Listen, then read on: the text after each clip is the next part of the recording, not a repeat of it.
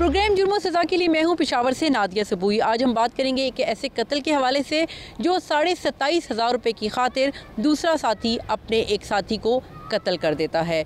मैं इस वक्त मौजूद हूँ पेशावर के नवाही इलाके उड़मड़ में, जहाँ पर आम तौर पर कत्ल की वारदातें ज़्यादा होती हैं।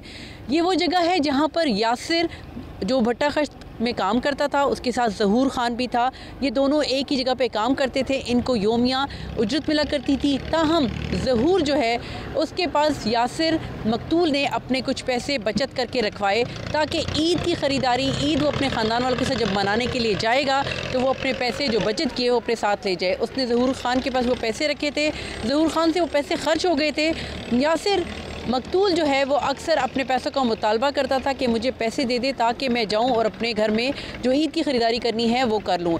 ऐसा ही हुआ उस रोज़ भी, जब यासिर ने ज़हूर ख़ान से अपने पैसों का मुतालबा किया और उससे यही कहा कि मुझे पैसे चाहिए, अब मुझे अगले 2 रोज़ में अपने गाँव जो कि ज़िला मोहम्मद बाजोड़ में है वहाँ जाना है, इसलिए मुझे पैसे दे दें। अगर कैमरामैन शाहिद अहमद बता सके तो ये वो खेत हैं, ये यहाँ पर एक छोटी सी नदी सी है जहाँ पर यासिर को, मकतूल को ज़हूर ख़ान कातिल लेकर आया और उसने यही कहा कि हम यहाँ कर बैठ के आपको पैसे भी दे दूँगा।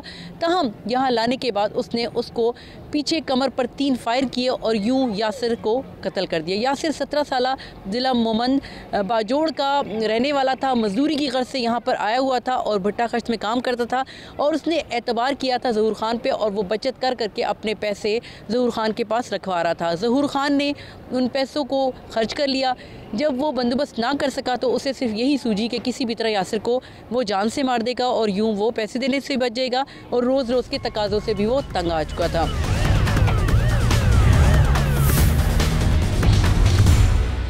जी, हम इस वक्त आए हैं थाना उड़मड़ में, जहां हम SHO से बात करेंगे और मालूम करना चाहेंगे कि असल वाक़या क्या है, उन्हें किस तरह पता चला कि डेड बॉडी वहां पड़ी है, डेड बॉडी की शनाख्त कैसे हुई और पुलिस ने अब तक क्या कार्रवाई की। नूर मोहम्मद साहब, शुक्रिया आपने टाइम दिया। ये बताइएगा कि जो कत्ल हुआ है वाक़या बता दीजिएगा। बिस्मिल्लाहिर्रहमानिर्रहीम। वाक़या तो कुछ इस तरह है कि 9 तारीख़ को इसी महीने की तकरीबन यही टाइम था, 11 साढ़े 11 बजे एक इत्तला मिली के इधर पे एक डेड बॉडी पड़ी है, एक जवान उम्र बंदा है। तो हम उधर गए, वाकई एक जवान उम्र बंदे की लाश पड़ी थी जो खून में लथपथ था, इसके साथ ही कपड़े भी थी। तो पहले तो उसकी शनाख्त नहीं हो रही थी, इधर उधर लोग भी खड़े थे, लेकिन उसके पास न कोई मोबाइल था न कोई ID कार्ड वगैरह जिससे उसकी शनाख्त हो सके। तो हमने उसकी तस्वीर लेके और मुख्तलिफ ग्रुप में हमने उसको शेयर की, पुलिस ग्रुप में भी, सिविल ग्रुप में भी, जो पहचानने वाले थे, जिसके एडमन थे, उसको भी शेयर की कि कोई उसको जानता हो तो हमसे रब्ता करें। ये सिलसिला हमने जारी रखा और तकरीबन अफ्तारी के टाइम हमें पता चला कि भाई ये मोमन इलाके का रहने वाला है बाजौड़ का, और इधर मजदूरी के लिए आया था और एक भट्टा खश्त है उसमें काम कर रहा है। तो उस भट्टा खश्त तक हमने रसाई हासिल किया, उधर से डेटा लिया, उसके रजिस्टर में उसका इंदराज था और एक नंबर लिया उससे। फिर उस नंबर पर हमने उसके रिश्तेदारों से रब्ता किया और उसको सारा अहवाल बता दिया, व्हाट्सएप पे उसका पिक्चर भेजा। उन्होंने कहा कि वही है, ये हमारा भतीजा है और ये मजदूरी के लिए उधर गया था, उसके साथ ही हुए। तो शनाख्त तो इस तरह हुई कि पहले वो उनके वरसा आए और उनकी डेड बॉडी ले गई। फिर जब हमने छानबीन की कि भाई ये क्या किसने है, वक़्वा किसने किया है, तो भट्टा खश्त में ये एक बंदे की थ्रू एक के ज़ेर साया काम करता था जिसका नाम ज़हूर था, और इसके साथ 10 बंदे और भी थे। हमने भट्टा खश्त के मालिक को कहा कि भाई ये जिस कैटेगरी में काम कर रहे थे उन बंदों को हमसे मिलवाइए, वो बंदे लाए कि हम उसको थोड़ा बहुत इंटरोगेट करें। वो बंदे लाए, 10-12 बंदे थे जिसको हमने पर्दा इंटरोगेट करके, तो उनकी बातों में तो कोई इस तरह उतार चढ़ाव नहीं थी। अलबत्ता ये एक बंदा था ज़हूर जिसकी बातों में थोड़ा बहुत उतार चढ़ाव था और तजाद पाई। सर, ये बताइएगा कि लाश की शनाख्त कितने टाइम तक नहीं हुई, कितने टाइम तक लाश जो है वो अनआइडेंटिफाइड थी? ये तकरीबन सारे, ये तो वक़्वा तो रात का था, हमें जब पता चला तकरीबन 11 साढ़े 11 बजे, और फिर अफ्तारी के बाद उसकी शनाख्त हो सकी।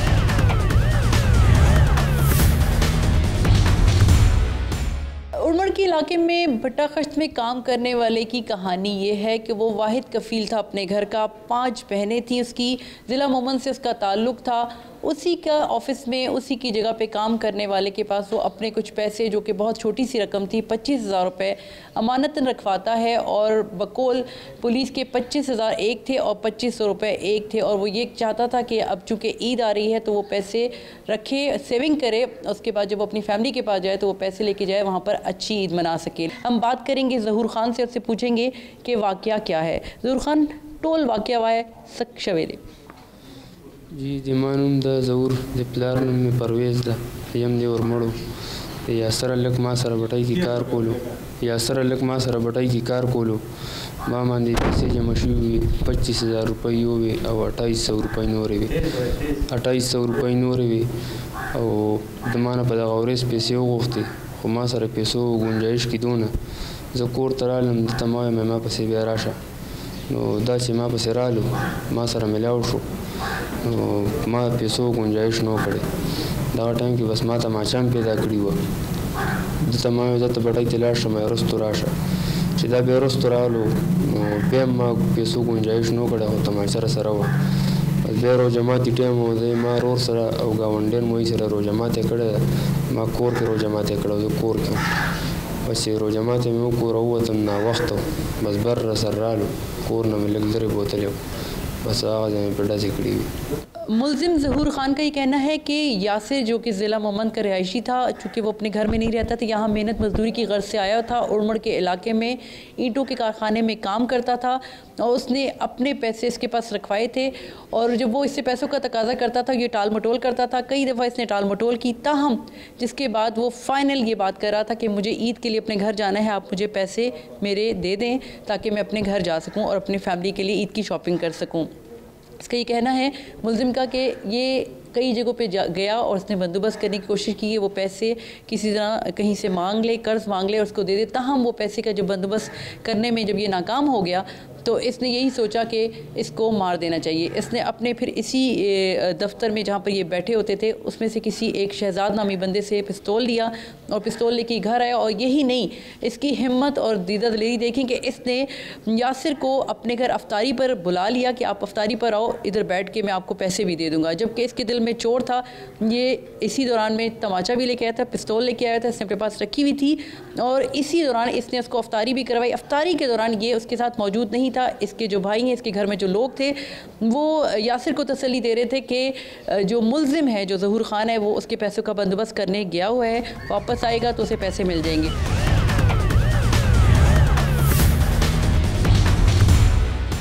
5 बहनों का भाई, घर का वाहिद कफ़ील, ज़िला मोमन, बाजोड़ का यासिर तो अब इस दुनिया में नहीं। ताहम वो अपने पीछे अपने ख़ानदान वालों के लिए बहुत सी आजमाइश छोड़कर चला गया है। उसके ख़ानदान वालों का यही कहना है कि उनके लिए अब कौन कमाएगा। उन्होंने मजदूरी के लिए यासिर को यहाँ भेजा था, इसलिए नहीं भेजा था कि यहाँ पर कोई उसको सरेआम कत्ल कर दे। मैं इस वक्त मौजूद हूँ यासिर के चचाजाद भाई के साथ, उनसे बात करेंगे कि वो क्या कहते हैं, उनको कैसे इत्तला मिली कि यासिर को कत्ल कर दिया गया है और वो पुलिस से क्या तकाजा कर रहे हैं, हुकूमत से क्या इंसाफ की जो दरख्वास्त है वो क्या है। ये बताएं, आपको कैसे पता चला कि यासिर को कत्ल कर दिया गया? हमको ऐसा पता चलेगा तो इधर पेशावर में हमारा रिश्तेदार था, तो इसी चो साहब ने इसको फ़ोन किया था कि इधर एक लाश है तुम्हारा, ये डेड बॉडी इधर पड़ा है हमारा साथ।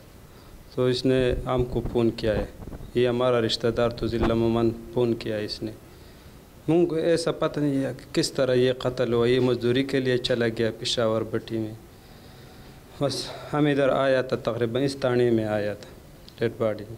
ये बताएं, यासिर की उम्र कितनी थी और ये मतलब ज़ाहिर गरीब था, मजदूरी के लिए कब से आया था इधर? मजदूरी के लिए तो 2 महीने हो गए इधर आया था। अच्छा, ये बताइएगा कि यासिर के घर में इस वक्त क्या हाल है और यासिर के घर में और कमाने वाला कौन है? यासिर के घर में हाल बुरा हाल है। इसका बाप जो वो ज़हीब है, ये मजदूरी वाला नहीं है, ये बीमार भी था, ये तकरीबन ज़हीब भी है। और इसका घर में माँ भी इसका बेहोश है, बीमार है, ये भी इसका दिमागी हालात भी तो ख़राब हुआ। यासिर को आवाज़ लगी है इसके वजह से, और इसका कमाने वाला और कुछ नहीं है यासिर का। और छोटा एक भाई है, वो बिल्कुल ऐसा है जो तकरीबन 2 साल या 1 साल, वो कमाने वाला नहीं है, लेकिन यही घर का कपील था, वो इस जालिम ने कत्ल किया, अपने पैसों में कत्ल किया, अपने पैसों। फैसलाबाद से मैं हूँ इरफानुल्लाह और मैं मौजूद हूँ इस वक्त हाजियाबाद के एक कब्रिस्तान में, जहाँ पे कब्रों की खरीदो फरोख्त का इंकशाफ हुआ है। और ये वाक़या कुछ इस तरह से सामने आया है कि यहाँ पे हाजियाबाद के इलाके की एक रहायशी रशीदा बीबी हैं, जिनकी इसी कब्रिस्तान में जो है एक ही ख़ानदान की 5 कब्रें थीं। उनके शौहर, उनके 2 बेटे और उनकी 2 नवासियाँ जो थीं, इसी कब्रिस्तान में उनको दफन किया गया था। उनका ये कहना है कि उनकी ये 5 जो कब्रें हैं, यहाँ पे जो कब्रिस्तान की इंतज़ामिया है और उन्होंने और कुछ और दीगर अफराद ने मिली भगत करके उनकी कब्रों के अंदर से जो है कि 2 नवासियों की कब्रों से बाकियात को गायब कर दिया। उसके बाद जो कब्रें हैं किसी और को फ़रोख्त कर दी। उसके बाद से यहाँ पे ये भी सूरत हाल सामने आ रही है कि दीगर अफराद भी जो है वो इस चीज़ की शिकायत कर रहे हैं कि बहुत सारी ऐसी कब्रें यहाँ पे जो अरसा दराज से कायम हैं, जिनके वर्सा यहाँ पे कम आते हैं, उनको उनकी कब्रों से बाकियात, मुर्दों की बाकियात निकाल कर गायब कर दी जाती हैं और जो वो कब्रें हैं वो नई मैयतों को फ़रोख्त कर दी जाती हैं। अजी मैं इस वक्त रशीदा बीबी के साथ मौजूद हूँ, जहाँ पे हाजियाबाद कब्रिस्तान में इनके ख़ानदान की 5 कब्रें थीं, जिनकी बेहरमती भी की गई है और कब्रों को फ़रोख्त करने का भी मामला है। हम इनसे पूछते हैं कि ये असल मामला है क्या। सर मेरे को इन्होंने 20,000 रुपया लिया सी ते जगह मैंने दी सी। 30,000 की मैं कब्रां दे खुद मिट्टी पाई सी। ठीक है, मेरिया 2 नवासियां, 2 मेरे बेटे, एक मेरा शोर। इन्होंने कब्रां सी, 2 मेरिया नवासियां ने बिल्कुल इन्हें खत्म कर दित्तियां ते मेरे जेडे बेटे ने इन्होंने बिल्कुल अद्धियां कब्रां कर दित्तियां। ठीक है, मैं इन्होंने को आई, इन्होंने मैंने ना मेरी किसी महल्ले ने पूरे ने नहीं सुने। फिर मैं थाने चली गई, थाने जाके दरखास्त दी। दरखास्त इन्होंने शाम नूं इन्होंने परचा दिता, शाम नूं ना बंदा फड़िया। सुबह इन्होंने पहला टाइम ये ਜਿਹੜੇ ਬੰਦੇ ਸੀ ਇਹ ਪੈਸੇ ਵਾਲੇ ਸੀ, ਅਸੀਂ ਪਰਦੇਸੀ ਸੀ, ਗਰੀਬ ਸੀ। ਇਹਨਾਂ ਨੇ ਬੰਦੇ ਉਸੇ ਟਾਈਮ ਛੱਡ ਦਿੱਤੇ। ਮੈਂ ਕਬਰਾਂ ਤੇ ਆਨੀ ਆ, ਮੈਨੂੰ ਇੱਥੇ ਵੀ ਮਾਰਦੇ, ਰੋੜੇ ਮਾਰਦੇ, ਮੇਰੇ ਮਗਰ ਬੁੱਢੀਆਂ ਬੰਦੇ ਲਾ ਦੇਣ। ਮੇਰੀ ਕੋਈ ਨਹੀਂ ਸੁਣੇ। ਮੇਰੇ ਮਰੀਮ ਨਵਾਜ਼ ਇੱਕ अपील है भी मैं गरीब औरत हाँ ते मेरी कुछ कर दे। मेरे वही 2 बेटे सी जिन्हें दी कब्रां में समा दित्तियां। मेरा कोई नहीं दुनिया ते, मेरी कोई गरीब दी अल्लाह दे नाम दी गल है, मेरी कोई सुन लो। जी इस वक्त मैं हाजियाबाद कब्रिस्तान की जो इंतज़ामिया है उनके दफ्तर में मौजूद हूँ यहाँ पे, और यहाँ पे भी इन्होंने लिख के लगाया हुआ है कि कब्रिस्तान के अंदर जगह ख़त्म हो चुकी है। और उसके बाद इन्होंने ये भी पेशकश की है कि अगर किसी का यहाँ पे कोई अजीज़ दफन है तो उसकी जो पुरानी कब्र है उसके अंदर जो है वो नई तदफीन की जा सकती है। तो इस हवाले से भी कि इसकी क्या मंतक है या उन्होंने किस कानून और किस ज़ाब्ते के तहत ये पेशकश की है, उनसे रब्ता करने के लिए हम पहुँचे हैं। लेकिन यहाँ पर कोई भी जो कब्रिस्तान इंतज़ामिया का कोई फ़र्द मौजूद नहीं है जिनसे हम ये पूछ सकें कि पुरानी कब्र को खोद कर उसमें जो है नई तदफीन करने के लिए उनको इजाज़त जो है वो कहाँ से दी गई है या किसकी तरफ से इजाज़त दी गई है। ताहम यहाँ पे शिकायत ज़रूर मौजूद हैं कि जगह नहीं है, फिर भी यहाँ पे तदफीन हो रही हैं। और इसी तरह से यहाँ से ये भी शिकायत आ रही हैं कि वो तदफीन ऐसी पुरानी कब्रों में हो रही हैं जहाँ से बाकियात निकाल ली जाती हैं और कब्रें जो हैं वो फ़रोख्त कर दी जाती हैं। जी हाजियाबाद कब्रिस्तान के अंदर जो है कब्रों को मुस्मार करके फ़रोख्त करने का जो मामला है, यहाँ पे काफ़ी सारे मुतासिरीन हैं जो कि सामने आ रहे हैं। उनमें एक मुतासर जो हैं वो हमारे साथ मौजूद हैं। इनकी वालदा की कब्र भी यहाँ पे मौजूद थी और अरसा जो है 15-16 साल से यहाँ इनकी कब्र मौजूद थी और वक्तन फ़वक्तन ये कभी कभी चक्कर लगाते थे। और जब ये बीच में एक दफ़ा आए हैं तो इनके साथ क्या वाक़या पेश आया हम इनसे जानते हैं। जी ये बताइए क्या सूरत हाल है कब्र के हवाले से? जी इरफान साहब, ये इस तरह है कि मेरी वालदा जो है वो वफ़ात पा गई, तो हमने यहाँ पे हाजियाबाद कब्रिस्तान में उनको तदफीन की उनकी। तो कुछ अर्से के बाद वक्तन फ़क्तन मैं यहाँ पे आता रहा हूँ। तो कुछ अर्से बाद जब मैं यहाँ पे आया हूँ तो मैं देख के बड़ा परेशान हो गया कि एक फैमिली यहाँ पे बैठी हुई है और जो कब्र है वो बिल्कुल नई बनी हुई है। तो मैंने उनसे दरियाफ्त किया कि ये कब्र किसकी है। उन्होंने कहा जी ये हमारे अजीज़ की कब्र है।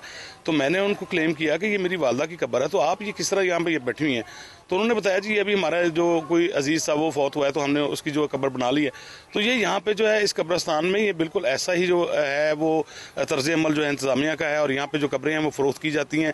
और यहाँ पे देखें आप कि यहाँ पर कब्रों के ऊपर कब्रें बनी हुई हैं, यहाँ से जो बाक़ियात निकलती हैं उनकी भी जो बेहुरमती की जाती है और जिससे यहाँ पे लोग जो है उनमें खासा इश्तियाल पाया जाता है कि ये कब्रिस्तान की इंतज़ामिया जो है वो गैर कानूनी और गैर अखलाकी और गैर मजहबी जो है वो जो काम है वो कर रही है। जी हाजियाबाद कब्रिस्तान में जो कब्रों से बाक़ियात निकाल के कब्रें फ़रोख्त करने का मामला है उस सिलसिले में जो हैं मेरे साथ मोहम्मद असलम मौजूद हैं। इनकी बेटी की जो कब्र है उसको भी इन्होंने यहाँ पे उससे बाक़ियात निकाली हैं, उसकी बेरहमती की है, उसको ख़त्म किया, उसकी जगह नई कब्र बना दी है। तो इस हवाले से इनसे बात करते हैं। जी क्या कहते हैं आप इस हवाले से?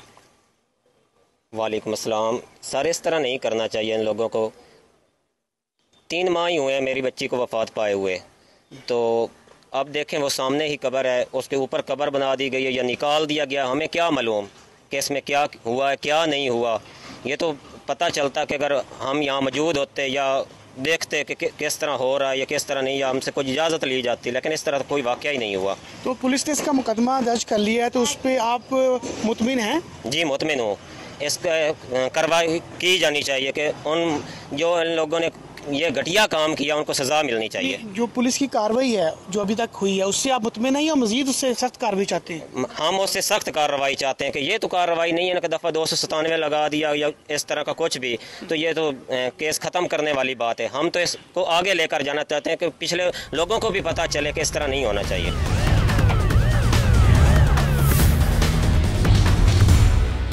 जी हाजियाबाद कब्रिस्तान जहाँ पे कब्रों की बेहुरमती और कब्रों की फ़रोख्त का मामला पेश आया है, ये थाना मिलर टाउन के इलाके में है। और इस वक्त हमारे साथ एसपी मदीना टाउन मौजूद हैं जिन्होंने इस पर कार्रवाई की है। उनसे पूछते हैं कि सर ये बताइएगा कि क्या कार्रवाई अभी तक जो है वो इस सिलसिले में हो चुकी है और क्या शिकायत आपके पास आई थी? जी इनिशियली हमारे पास एक दरख्वास्त हमें मौसूल हुई थी, रशीदा खातून कंप्लेनेंट थी, उनकी तरफ से कि उनके बच्चों की कब्रें थीं, उनकी नवासियों की कब्रें थीं, जो कि उन्होंने उस कब्रिस्तान में बाकायदा पैसे दे के गोरकन को बनवाई थी और वो गोरकन ने मरदम करके उस पर कोई और कब्रें बना दी। तो इस कंप्लेंट के मौसूल होने पे हमने अपनी इनिशियल इंक्वायरी की। उसके बाद हमारा FIR का इंदराज हुआ जिसमें 2 मुलजमान का अरेस्ट हुआ। अभी वो दोनों मुलजमान ज़ेर तफ्तीश हैं। उसमें जो इब्तदाई फैक्ट सामने आए हैं उसमें ये बात सामने आई कि उन्होंने जो कब्रें थीं पहली डेड बॉडीज़ उनके ऊपर दोबारा से नई कब्रें तामीर की हैं। तो उसमें मज़ीद हमारी तफ्तीश जारी है। उसमें सर इस सिलसिले में मज़ीद जो है वो कंप्लेनेंट भी सामने आ रहे हैं कि उनके साथ भी इसी तरह का वाक़या पेश आया है। और दूसरा ये जो FIR दर्ज की ये सिंगल एक दफ़ा के तहत दर्ज की गई है, तो क्या मज़ीद इसमें तफ्तीश के नतीजे में मज़ीद दफ़ात ऐड हो सकती हैं जिसमें कब्रों की फ़रोख्त का मामला भी है? जी इनिशियली हमारे पास एक कंप्लेंट आई थी। अब जैसे जैसे मज़ीद कोई मुतासरीन सामने आते हैं तो उनकी कंप्लेंट्स हम वसूल करके उन पे भी कार्रवाई कर रहे हैं। इसी तरह जो इनिशियल इंक्वायरी पे एक FIR का इंदराज हुआ था, इसमें जैसे जैसे फैक्ट सामने आ रहे हैं तो उन्हीं फैक्ट्स के मुताबिक हम मज़ीद अपने सेक्शंस ऐड करते जाएँ। बरतानवी पुलिस पूरी दुनिया में शोहरत रखती है कि वो जराइम की सरकोबी के लिए किसी भी हद तक जा सकते हैं, और ये कि बरतानवी पुलिस इस हवाले से बहुत ज़्यादा एफिशिएंट है। लेकिन अब पिछले कई सालों से बरतानवी पुलिस और उनकी जो इन्वेस्टिगेशन स्किल्स हैं और जो इस हवाले से उनकी विल पावर है उसके हवाले से मुख्तलिफ सवालात उठ रहे हैं और बहुत ज़्यादा कंप्लेंट्स अब पुलिस की आ रही हैं कि पुलिस बहुत सारे जो सीरियस नेचर के जो क्राइम्स होते हैं, जराइम होते हैं, वो उसमें दिलचस्पी नहीं लेते। हम बात करते हैं एक पाकिस्तानी बिजनेसमैन है, रफ़ीउल्लाह नियाज़ी उनका नाम है, ओरिजिनली उनका ताल्लुक पाकिस्तान से है। पिछले कई सालों से वो लंदन में मोबाइल फ़ोन शॉप्स पर काम करते हैं। लेटेस्ट जो मोबाइल फ़ोन और मोबाइल फ़ोन एक्सेसरीज है वो बेचते हैं। तकरीबन 3 उनकी दुकानें हैं, बिज़ी उनका काम है। उनके साथ एक बहुत ही दिलचस्प वाक़या हुआ। उनको तकरीबन 1.5 साल कबल उनको चोरों के एक ग्रुप ने उनकी दुकान को लूटा, जिसमें तकरीबन 3 से 4 लाख पाउंड मालियत का सामान लूटा। और उन्होंने उसके बाद 1 साल के वक्फे के बाद उसी चोरों का जो ग्रुप था उसने उनको दोबारा लूटा। इन दोनों वाक़यात को उन्होंने पुलिस को न सिर्फ रिपोर्ट किया बल्कि एक केस में उन्होंने एक चोर को पकड़कर पुलिस के हवाले किया। उसके बावजूद पुलिस ने कोई एक्शन नहीं लिया। रफ़ीउल्लाह साहब हुआ क्या आपके साथ? एक्चुअली हुआ है 2023 में जो था हमारे शॉप के पूरा दीवार काटा गया था स्टेशन की तरफ से। हमारे पास उनकी CCTV प्रूफ और पिक्चर है और उनकी वॉइस हर चीज़ थी। दीवार काटेगी तो वहाँ से क्या क्या सामान लेंगे और एक्चुअली उसमें खाली 373 लेटेस्ट थे वो थे, और उसके बाद जो भी छोटे मोटे और वगैरह तो बहुत ज़्यादा थे। तो उसकी मैकबुक्स थे, उसी दिन मेरी डिलीवरी आई थी, अब 60 मैकबुक्स थे लेटेस्ट, वो भी सारे उसी रात। और बहुत सारा सामान लेके गया, एक्सेसरी तो बेशुमार लेके गया। तो उसके बाद उन्होंने फिंगरप्रिंट्स किया। हमारे शॉप कुछ अर्सा बंद रही क्योंकि मेंटेनेंस भी करना था उसका। और पुलिस ने उसके बाद कहा कि हम कुछ करेंगे। पुलिस ने कुछ नहीं किया, तो हमने आगे पीछे हाथ मारा। जितने भी फ़ोन्स वाले थे उनसे कांटेक्ट किया, उनसे जितने भी बिज़नेस वाले जानते हैं, हम यहाँ से ऑलमोस्ट 20 ईयर से बिज़नेस में हैं, तो सबसे जब हमने कांटेक्ट किया, आखिर में हमने उसके घर तक हम पहुंच गए कि किस घर में गोरों ने चोरी किया था, किस घर में मैंने स्टॉक पड़ा हुआ है, मगर हम बाय लॉ अलाउ नहीं थे उस घर में एंट्री करने के लिए। तो उन्होंने पुलिस से मैंने बताया कि ये मसला है, इस घर में मेरा स्टॉक है, तो उन्होंने कहा है कि आप टच नहीं कर सकते, it's a crime, it will be against you. तो मैं चुप हो गया हूँ। फिर मैंने उनको फॉलो किया है, उनको वहाँ पे हम बैठे, चोरों को कि काश ये सामान हो सकता है घरों से निकाले, मगर उन्होंने 2 महीने तक आधा सामान उन्होंने घर पे रखा था। बस जब पुलिस तो टाइम लगा रही थी, तो एक दिन हम बैठे हुए थे, उनके फॉलो कर रहे थे कि पुलिस हमारा ही स्टॉक उठा के गाड़ी में डाल के लेटन जो है ना, आपको चोर या पुलिस चोर, हाँ, तो वो लेकर जा रहे थे लेटन पे। वहाँ पे हमने उनका पीछा किया तो देखा कि हमें कंफर्म हुआ कि हमारा सामान है। आपको पता है यहाँ पे किसी चीज़ के ऊपर आपको प्रूफ ना हो तो मसला बनता है, तो हमने प्रूफ किया कि हमारा सामान है। तो वहाँ से शॉप पे बेच रहे थे, तुर्किश थे, तो उनके शॉप पे हमने रेड मारा है, पुलिस भी आई है, तो वो चोर भाग गए। तो हमने 5-10,000 का स्टॉक वहाँ से रिकवर भी कर दिया। और टोटल जो आपका जो चोरी हुआ था वो कितने का था? उस वक्त जो चोरी हुआ था ना, नुकसानात से ज़्यादा जो हमारे पास जो सामान का लिस्ट था ना, वो अराउंड 220 का था। जब हमारे पास लिस्ट 2,20,000 पाउंड की, तो उसके बाद हमारा इंश्योरेंस भी नहीं था और ना इंश्योरेंस कवर करते मोबाइल शॉप को। फिर हमने पकड़ के उसके घर सब कुछ किया। पुलिस ने 1 साल बाद बताया कि सॉरी ये केस क्लोज है, उनको अरेस्ट किया है। फिर वो 1 साल बाद छोड़ दिया उस केस में। अच्छा, पहले साल में जो पुलिस आपने उनको एविडेंस दिखाया, CCTV वीडियोस, फोटोज, घर बता दिया, लेकिन उन्होंने इस हवाले से पुलिस ने कोई एक्शन नहीं लिया और कहा कि ये केस नहीं बनता। और 1 साल बाद उसी गिरोह ने दोबारा आपको लूटा। यही बात है, उन्होंने उस वक्त अरेस्ट किया है। 2 महीने बाद उन्होंने 5 लोगों को अरेस्ट किया है। और उन्होंने मुझे कहा हमें ये भी पता है इन्होंने 37 टाइम पहले किया है क्राइम, आपका 38 नंबर है, तो ये है हमारे पास इन्हें प्रूफ नहीं है, तो हम इसको कुछ नहीं कर सकते हैं। तो उसके बाद इन्होंने केस क्लोज कर दिया है। फिर हम भी कुछ नहीं कर सके, हमने लॉयर नहीं किया, हमने कहा 20-30 हज़ार इस लॉयर को दे देंगे। कुछ अरसे बाद फिर उन्होंने जब 1 साल एग्जैक्टली 1 ईयर आफ्टर उन्होंने दोबारा हमारा दीवार काटने का कोशिश किया एंट्री करने के लिए, उसी जगह से, उसी शॉप पे, उसी बंदे ने। फिर हमने उसी बंदे को नाइट उन्होंने लड़कों ने और अलार्म वालों ने कॉल किया, हाँ मैंने कॉल किया और हमने खुद भी थोड़ा सा वो किया है। फिर हमने बंदे को पुलिस के साथ दीवार काटते हुए, पूरा 5 लोग थे अगेन, और एक चोरी की गाड़ी भी थी उनके साथ। और वो दीवार स्टेशन पे जो TFL का है, वो वहाँ पे कोई भी बंदा ना दिन को जा सकता है, वो रात को, तो मशीनरी भी थी, वो दीवार फिर काट रहे थे, हमने पकड़ के दिया। अच्छा, आपको अलार्म बजा, आपको पता चला और आप खुद मौका पे पहुँचे? हाँ, क्योंकि मैंने एक्स्ट्रा अलार्म लगाए थे सेंसर, तो जो डिटेक्ट करते हैं कोई भी ह्यूमन्स और कुछ भी हो मूवमेंट। हाँ, तो उन्होंने जब हमें कांटेक्ट किया, उससे पहले हम वहाँ पहुँचे, फिर हमने पुलिस को कांटेक्ट किया, क्योंकि हमने कहा इन केस हम जाएंगे, मार तोड़ होगी तो केस हमारे पे बन जाएगा। तो हमने साथ ही पुलिस को लेके हमने उसको अरेस्ट करा के दे दिया, और चोरी की गाड़ी और बहुत सारी सामान उनसे बरामद हुई उसी टाइम। उनके बाद 2 महीने फिर वेट किया, 2 महीने बाद हमें फिर कॉल आई है और ईमेल भी आई हुई है मुझे, सॉरी आपका केस क्लोज है, क्योंकि हम अप्रूव नहीं कर सकते, सिर्फ गाड़ी का केस कर सकते, शॉप का नहीं। तो फिर अभी हमें ढूंढ रहा हूँ कि सही एक अच्छी सी लॉयर मिले और इनके ऊपर अगेंस्ट पुलिस से जब आप चोर आपने पकड़ाया, उसके पास से सामान भी मिला, काट रहा है, CCTV है, पुलिस क्या कहती है कि ये सबूत काफ़ी नहीं है और इसको हम प्रोसिक्यूट नहीं कर सकते? पुलिस ने यही कहा है कि ये सबूत काफ़ी नहीं है। मैंने कहा देखो, यही पर्सन जो था, हमारे पास वीडियो है 2023 के नवंबर में किया, और यही बंदा है 2024 के दिसंबर में आता है, 1 साल के बाद। उस टाइम भी आप लोग कोई एक्शन नहीं करते और अभी भी एक्शन नहीं करते। उनका घर से मेरा सामान बरामद हुआ है, उन्होंने बेचना शुरू किया मेरा सामान, वहाँ से भी मैंने बरामद किया। अब दोबारा आए हैं, तो चोरी की गाड़ी भी और CCTV हर चीज़, और आप कह रहे हैं कि इन इनफ नहीं है। कहता है जो भी आपने करना है आप कंप्लेन कर सकते हो पुलिस के अगेंस्ट, 10 लाख की। हमने देखा कि यहाँ पर जो मोबाइल फ़ोन की चोरी सबसे ज़्यादा होती है, लेकिन जब से जो मुख्तलिफ जो लेटेस्ट जो फ़ोन है उन्होंने अपनी सिक्योरिटी बढ़ाई है, कुछ तो कम हुई है। और ये भी हम देखते हैं कि जो पाकिस्तानी, एशियन और ख़ास तौर पे हमारे लोग, उनके बारे में बहुत सारी रिपोर्ट्स हैं कि वो भी फ़ोन चोरी करते हैं। क्या है इस तरह? नहीं, ये हकीकत जो है ना, हमारे एशियन के जो है ना, वो किसी कंट्री से भी हो, एशियन जो भी हो, चोरी की उस पर नहीं है, कम है, बहुत कम है। असल जो है ना हकीकत में जो बताया जाए, जो आज तक चोरियाँ होती हैं वो ईस्टर्न यूरोपियन करते हैं मोस्टली। अभी मोस्टली जो क्राइम बनाते हैं और जैसे शॉपों में भी रात को तोड़ते हैं, मोस्टली हम कहते हैं काले मगर नो, जो मोस्टली ये करते हैं वो ईस्टर्न यूरोपियन करते हैं। अभी यहाँ पे भी एवरीडे पॉकेट से फ़ोन चोरी होते हैं, वो वही ईस्टर्न यूरोपियन से करते हैं और वहीं पे चले जाते हैं। अभी नाम लेना नहीं चाहिए उसके कंट्री को, मगर ईस्टर्न यूरोपियन में जो चोर है वो सबको पता है कि कौन है।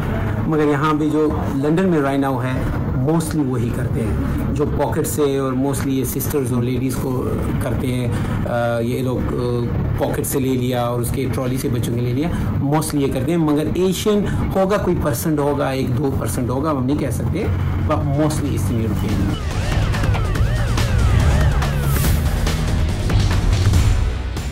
जी आज हम बात करेंगे सरगोदा के इलाके फतेहाबाद में पेश आने वाला इंतहाई दिलखराश वाक़या। वाक़या क्या है? गैरत के नाम पर एक ख़ातून को पेट्रोल छिड़क कर ज़िंदा जला दिया गया, और ज़िंदा जलाने वाला कौन था? इसी ख़ातून का देवर, जिसने महज टेलीफोन सुनने के शक पर अपनी भाभी के ऊपर पेट्रोल छिड़का और उसे ज़िंदा जला दिया। और वाक़या भी 8 मार्च ख़वातीन के आलमी दिन के मौके पर पेश आया। सरगोदा का छोटा सा कस्बा है फतेहाबाद। फतेहाबाद का रिहायशी निदा नामी इस खातून की शादी 3 बरस कबल अपने जिस शख्स से हुई, वो एक निजी फैक्ट्री में मुलाजम था। इस किस्म के आया वाक़यात पेश क्यों आ रहे हैं, और ख़ुसूसन ये 8 मार्च को ख़वातीन के आलमी दिन के मौके पर पेश आया, इसके पेश रफ्त क्या है, ये हम अपनी सारी स्टोरी में, सारी सूरत हाल से अपने कारीन को आगाह करेंगे।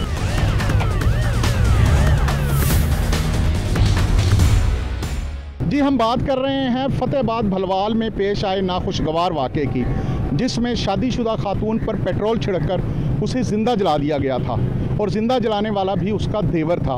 हमारे साथ सिविल सोसाइटी की इंतहाई मुतहर्रिक खातून मोहतरमा रिफ़त रानी साहिबा मौजूद हैं, जो इस किस्म के मुतअद्दिद केसेस ये माजी में भी उनको वाच कर चुकी हैं, कानूनी मशावरत दे चुकी हैं। उनसे बात करते हैं कि वाक़या क्या पेश आया।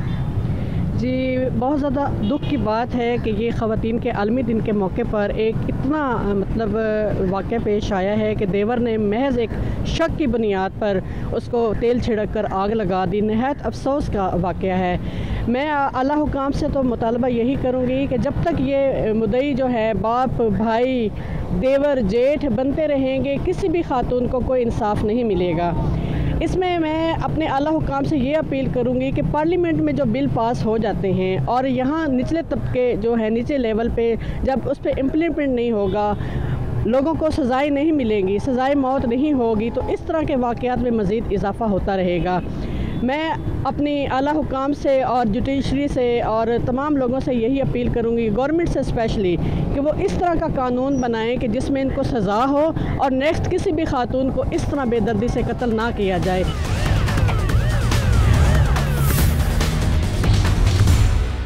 जी हम बात कर रहे हैं उस अफसोसनाक वाक़े की जो पेश आया फतेहाबाद भलवाल में, जहां पर मुबैना तौर पर देवर ने गैरत के नाम पर अपनी भाभी पर पेट्रोल छिड़का और उसे ज़िंदा जलाकर कत्ल कर दिया। इस सारी सूरत हाल की क्या पेशरफ्त है, मुकदमे का क्या बना, क्या मुलज़म गिरफ़्तार हुआ, असल हक़ाइक़ क्या हैं, इस वक्त हम मौजूद हैं SP हेडक्वार्टर सरगोदा ज़ियाउल्लाह साहब के ऑफ़िस में, और हम उन्हीं से ही बात करेंगे कि असल वाक़या क्या पेश आया, क्या मुलज़म गिरफ़्तार कर लिया गया, असल इस वाक़े के मुहर्रिकात क्या हैं। ये जी 7 मार्च का एक इंतहाई अफसोसनाक वाक़या है कि जिसमें एक निदा नामी जो औरत है उसको उसके ससुराल में पेट्रोल छिड़क कर ज़िंदा जो जलाया गया, और उसके बाद उसको इलाज मुआलजे की गरज से फैसलाबाद ले जाया गया, जहाँ रास्ते में वो ज़ख्मों की ताब ना लाते हुए उसकी डेथ हो गई। तो उस बाबत ससुराल ने लाइक इस चीज़ को बिल्कुल जो है छुपाया, उसकी कोई इन्फॉर्मेशन जो है वो पुलिस को ना दी। तो फिर हमें इतला जैसे ही मिलती है, जो निदा के वालिद साहब हैं वो मुकामी पुलिस को अपनी बेटी की इस हालत के बारे में इतला देते हैं। तो पुलिस जो है फिल फॉर उसके ऊपर under relevant section of law FIR का इंदराज किया, और फिर उसके बाद जो उसमें मरकज़ी किरदार था जिसके बाबत जो मतवफ़ी थी निदा, उसके वालिद साहब ने जिसके बाबत जो हमें बताया, अल्हम्दुलिल्लाह उसको भी हमने अरेस्ट कर लिया। और अभी हर एंगल से, हर जाविये से इसकी जो है तफ्तीश जो है वो हम कर रहे हैं, ताकि हम इसमें मेन फैक्टर्स जो है निकालें कि आखिरकार वो क्या वजह थी कि जिसकी वजह से एक हवा की बेटी को ससुराल में मौत के घाट उतार दिया गया। अच्छा सर, क्या वजह है कि एक इतराज़ किया जाता है कि पुलिस खुद इन ऐसे वाक़यात की मुद्दई क्यों नहीं बन रही? इसमें मुलज़म रिहा हो जाते हैं बाद में, तो इस किस्म के वाक़यात हमारे माशरे में रोज़ बरोज़ बढ़ रहे हैं। इसके तदारक के लिए क्या करना चाहिए? और गैरत के नाम पर इस किस्म के वाक़यात के मुलज़म जो है वो बरी हो जाते हैं। चूँकि ये वाला जो, अगर हम सिर्फ इसी केस की बात करें तो इसमें इतनी बड़ी मतलब ऑब्वियसली अभी कोई बात सामने नहीं नज़र आई है कि उस जो मतवफ़ी थी उसने कोई वाक़या ही ऐसा फेल जो उसे सरजद हुआ था कि जिसकी उसको इतनी बड़ी सज़ा दी जाती। वो सिर्फ एक फ़ोन कॉल जो थी वो मतलब सुन रही थी कि जिसकी बाबत उसके देवर को सिर्फ एक शक गुज़रा कि शायद ये किसी के साथ इसका कोई गलत ताल्लुक़ है, तो उसकी बाबत दरियाफ़्त करने के बजाय उसने सज़ा देना ही और ख़ुद ही उसने अपनी अदालत वहाँ पे लगा ली। दूसरा पहलू जो आपने इसमें बताया है कि वाकई इसके मुलज़मान जो हैं उनको कड़ी सज़ा मिलनी चाहिए जो हमारे शायद माशरे में नहीं मिलती, तो इंशाल्लाह इसकी तफ्तीश जो है उसको उसके हर एंगल को इस लेवल से इंश्योर किया जाएगा कि ये बिल्कुल इसको करार वाकई सज़ा जो है वो मिले। लाहौर म्यू हस्पताल वाक़े के बाद कमालिया में भी इसी नोयत का एक वाक़या पेश आया है। कमालिया के सरकारी तहसील हेडक्वार्टर अस्पताल में मुबैना तौर पर 7 साला बच्ची गैर मेयारी इंजेक्शन लगने से ज़िंदगी की बाजी हार गई, जिसका नोटिस वज़ीर आला पंजाब मरियम नवाज़ की जानब से लिया गया। वाक़े के फ़ौरी बाद सूबाई वज़ीर सेहत पंजाब ख्वाजा इमरान नज़ीर साहब तहसील हेडक्वार्टर अस्पताल कमालिया पहुँचे। उन्होंने मुख्तलिफ़ ज़ावियों से इब्तदाई इंक्वायरी की और उसके नतीजा में CO health Toba Tek Singh MSTHQ Kamalia समेत 3 अफराद को मुअत्तल कर दिया।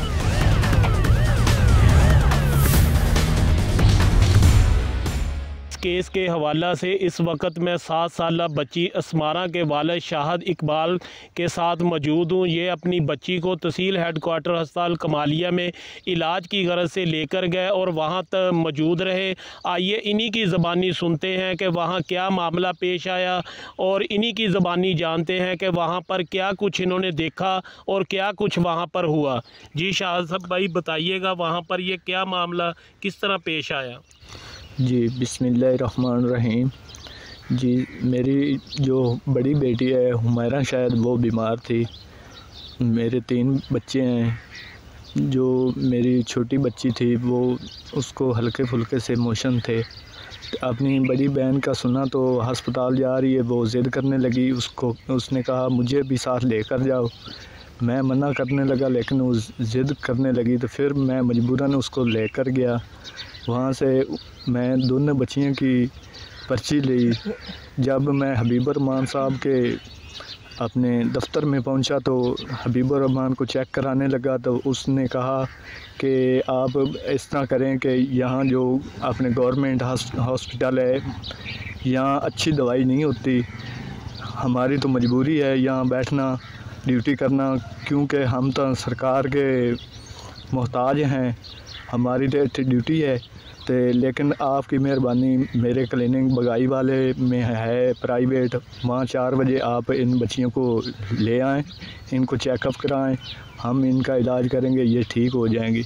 तो उससे मैं कहा कि मैं एक मज़दूर हूँ, मैं गरीब हूँ, मैं आपकी फ़ीस नहीं भर सकता, तेरी मेहरबानी मेरे बच्चों को चेक करें तो मुझे यहाँ से दवाई दें।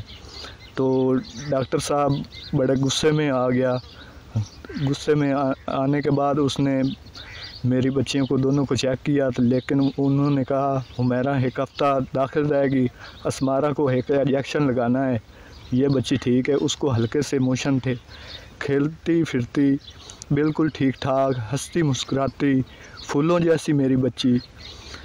वो जब मैं ले गया लेबर रूम में, जहाँ ट्रीटमेंट होना था। वहाँ उनके जो मैडम हैं उन्होंने कहा कि ये दवाई हुमैरा की है, ये बाहर से आएगी तो अस्मारा को यहाँ से इंजेक्शन लग जाएगा। उन्होंने बरनोला लाया, बरनोला ला के इंजेक्शन लाया। 10-15 सेकंड के अंदर मेरी बच्ची मेरी आँखों के सामने तड़फ के मर गई। मैं दौड़ा भजा गया, हबीबुर्रहमान को ले आया। मैं उनको कहा सर ये क्या हो रहा है कि ये मेरे साथ कैसा सलूक हो रहा है, मेरी बच्ची तड़फ तड़फ के मर रही है। तो डॉक्टर साहब बोला कि मैं आपको कहा था कि इसीलिए आप बगाई वाले मेरे जो हस्पताल प्राइवेट है वहाँ चेकअप करवाएं, आपका इलाज अच्छा होएगा। ये आपने मेरी बात नहीं मानी तो लो करा लो, सरकारी से आप इलाज करवा लो। उन्होंने मुझे ताना दिया, मेरी बच्ची तड़पती रही। डॉक्टर ने मेरी बच्ची को कोई बचा ना सका, तो मेरे आँखों के सामने तड़फ कर मेरी बच्ची फौत हो गई।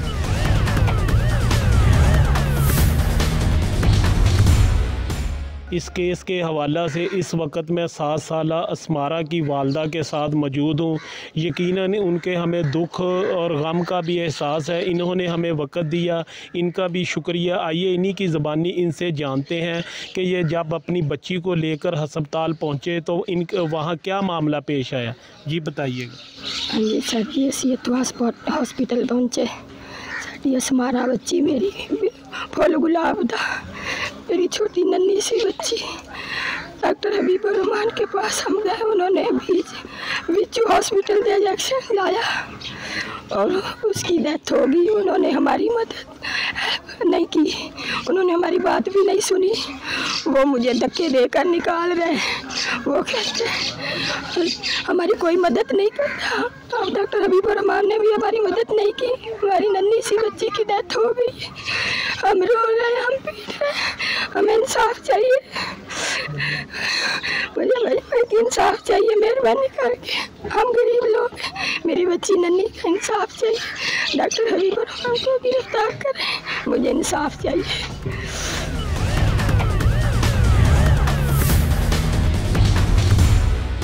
इस केस के हवाला से मैं इस वक्त डिप्टी कमिश्नर टोबा टेक सिंह चौधरी मोहम्मद नईम साहब के साथ मौजूद हूँ। वाक़या के बाद बुरसा की जानब से एहतजाज किया जा रहा था और वो लाश का पोस्टमार्टम भी ना करवा रहे थे। इस दौरान फौरी तौर पर डिप्टी कमिश्नर टोबा टेक सिंह चौधरी मोहम्मद नईम साहब मौका पर पहुँचे। इन्होंने बुरसा से बातचीत की, जिस पर इनकी यकीन दहानी पर उन्होंने एहतजाज ख़त्म कर दिया और लाश के पोस्टमार्टम के लिए वो तैयार हो गए। अभी हम इनसे जानते हैं, इन्होंने वहाँ वो तमाम मामला देखे, इंक्वायरी की कि इस बारे में इनका क्या कहना है और जो फाइनल रिपोर्ट है वो कब तक सामने आ जाएगी। जी सर बताइए। बिस्मिल्लाहिर्रहमानिर्रहीम। सबसे पहले तो बहुत शुक्रिया जी। बिल्कुल जी, ये परसों 11 तारीख को मंगल को 11 मार्च को एक बड़ा अनफॉर्चुनेट इंसिडेंट हुआ, जिसमें एक 8 साला बच्ची अस्मारा शाहिद, मोहम्मद शाहिद साहब की बेटी है, 736 काफ पे की रहायशी। इसको THQ कमालिया में लाया गया और मामूली डायरिया की शिकायत थी जिस पे लाया गया। तो जब बच्ची को डॉक्टर ने प्रिस्क्राइब की एंटीबायोटिक का इंजेक्शन जब बच्ची को लगा, तो इब्तदाई जो हमारी तहकीकात है उसके मुताबिक 5 से 7 मिनट में लगना चाहिए था, लेकिन जिस बच्ची ने इंजेक्शन लगाया, जिस पैरामेडिकल स्टाफ ने, उससे तकरीबन 20 से 25 सेकंड के अंदर या 30 सेकंड के अंदर वो लगा दिया इंजेक्शन, जिसकी वजह से फौरी उसका रिएक्शन हुआ और बच्ची जो है वो जानवर नहीं हो सकी। उसको रिससिटेट भी किया गया, कोशिश की गई, लेकिन एक नन्ही कली जो है वो अपनी जान से हाथ धो बैठी। बड़ा एक अफसोसनाक वाक़या था, जिस पे जो बच्ची के जो पेरेंट्स थे, लवाहिकीन थे, वो इंतहाई तज़ब्ज़ुब का शिकार थे और इकट्ठे भी हुए। फिर इंतज़ामिया ने जी बर वक्त इस पर फौरी तौर पे लॉ एंड ऑर्डर की सिचुएशन जो हो गई थी इसको हैंडल किया और उनको यकीन दहानी कराई कि इसमें जो भी किरदार हैं, जिनका जो रोल है, उनको कैफे किरदार तक पहुँचाया जाएगा। इब्तदाई तौर पर जो गफलत बरतने पर चीफ एग्जीक्यूटिव ऑफिसर हेल्थ और इसके अलावा जो MS है TSU कमालिया के जो फार्मासिस्ट हैं, इनको इब्तदाई तहकीकात के ही ज़ुमरे में इनको सस्पेंड कर दिया गया है और इनको अपनी ओहदों से हटा दिया गया है। और मीनवाइल जो है वो आला तहकीकाती कमेटी ने अपना काम शुरू कर दिया है और इंशाअल्लाह जल्द से जल्द इसमें जो भी जितने भी अनासर हैं जिनका जो रोल है उस पर उनको करार वाकई सज़ा दी जाएगी। ये हमारी कमिटमेंट है और यही चीफ मिनिस्टर की कमिटमेंट है उस फैमिली के साथ।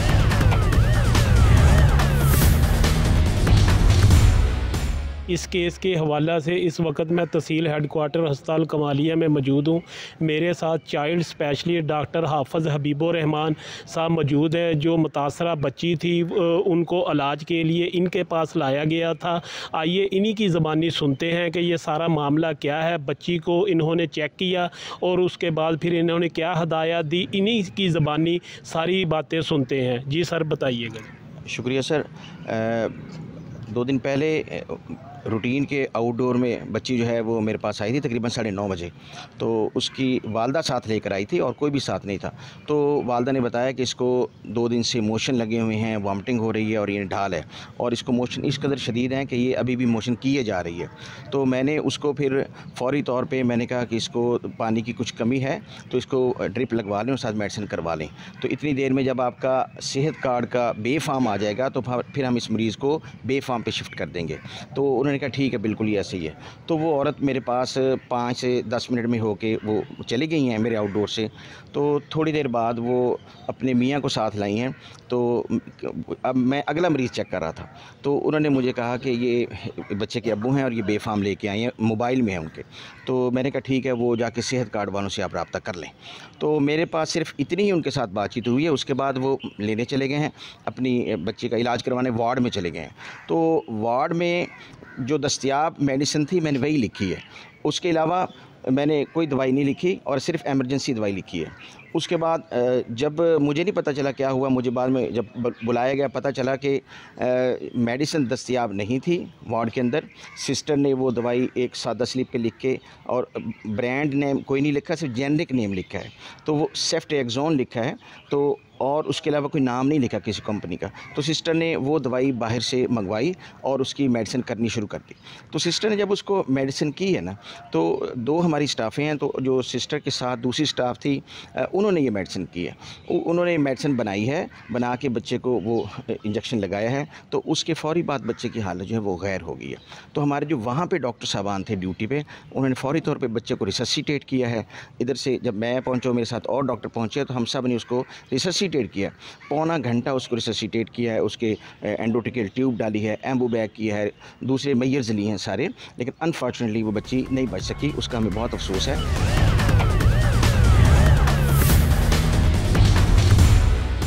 हम इस वक्त हाफिज़ाबाद के इलाका दुआबा में मौजूद हैं, जहाँ से दरियाए चिनाब से निकलने वाली ये 2 नहरें गुज़र रही हैं और इन नहरों के साथ ही ये घने जंगलात मौजूद हैं, जहाँ पर अंसर नामी संग दिल खामद ने अपनी 9 बिहाता बीवी रूबी का गला घोंटकर उसे एक गड्ढा में फेंक दिया था और फिर मकतूला की नाश 1 माह तक यहाँ पर ही पड़ी रही, लेकिन किसी को कानों कान तक खबर ना हुई।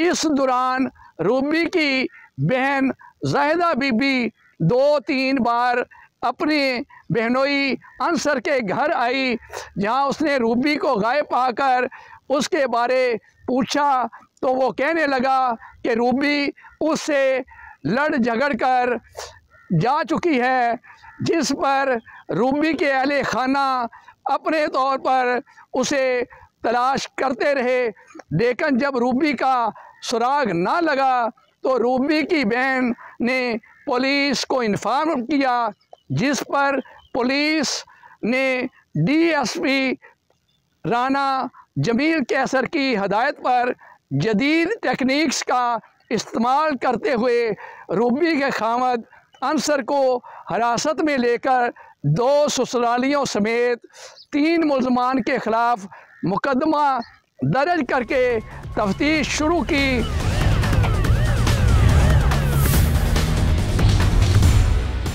जी हम इस वक्त DSP सदर हाफिजाबाद राना जमील कैसर साहब के ऑफिस में मौजूद हैं, जिनकी सुपरविजन में पुलिस ने नई नवेलन दुल्हन के अंधे कत्ल का सुराग लगाया।